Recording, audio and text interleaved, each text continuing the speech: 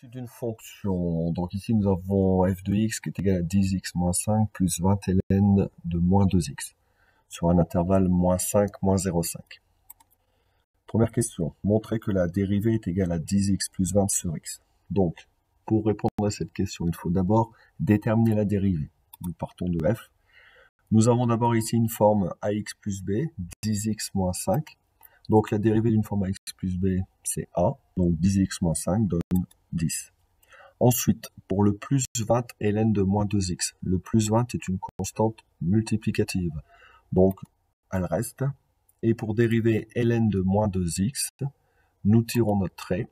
Au dénominateur, nous mettons moins 2x. Et au numérateur, nous mettons la dérivée de moins 2x. La dérivée de moins 2x est moins 2.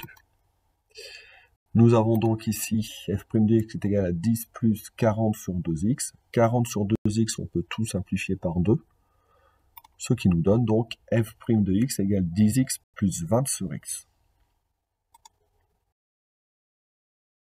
Nous devons montrer que la dérivée est égale à 10x plus 20, le tout sur x, alors que nous avons pour l'instant 10 plus 20 sur x.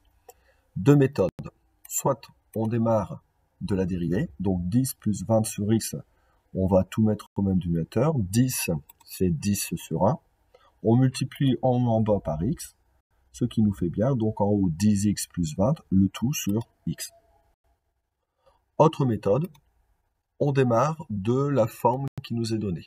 10x plus 20, le tout sur x. Là, nous séparons en deux fractions. Ça nous fait 10x sur x plus 20 sur x. On peut simplifier la première fraction par x, ce qui nous donne 10 plus 20 sur x.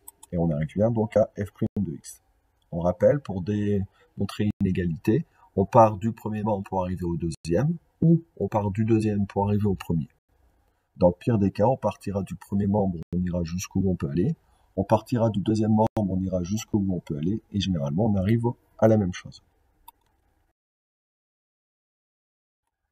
Question suivante. Maintenant, l'étude du signe.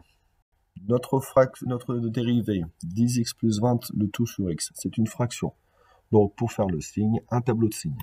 Une ligne avec le numérateur, 10x plus 20, une ligne avec x, le dénominateur, et une ligne pour la dérivée.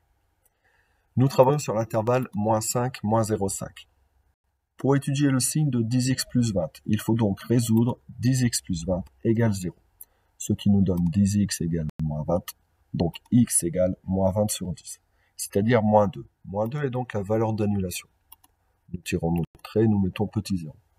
Pour déterminer le signe donc de 10x plus 20, nous commençons par le signe à droite, et il faut toujours mettre le signe de A, c'est-à-dire le signe qui est devant le x de l'expression.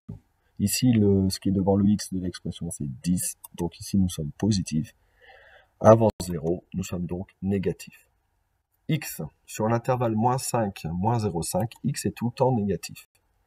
Maintenant, nous rabaissons notre 0, et nous pouvons dire que dans le quotient, un négatif divisé par un négatif donne un positif, et un positif divisé par un négatif va donner donc un négatif.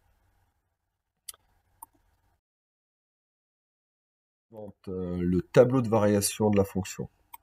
N'oublions pas, nous savons que la dérivée est d'abord positive puis négative, donc la fonction va d'abord être croissante puis décroissante. Comme l'intervalle est fermé, en moins 5 et fermé en moins 0,5, on peut, à l'aide de la calculatrice et du tableau de valeurs, déterminer les valeurs qui correspondent à moins 5, moins 2 et moins 0,5. N'oubliez pas, il existe une petite vidéo qui vous l'explique. Nous avons ici moins 8,95, 2,73 et moins 10. J'espère que cette vidéo va vous aider. Bon courage!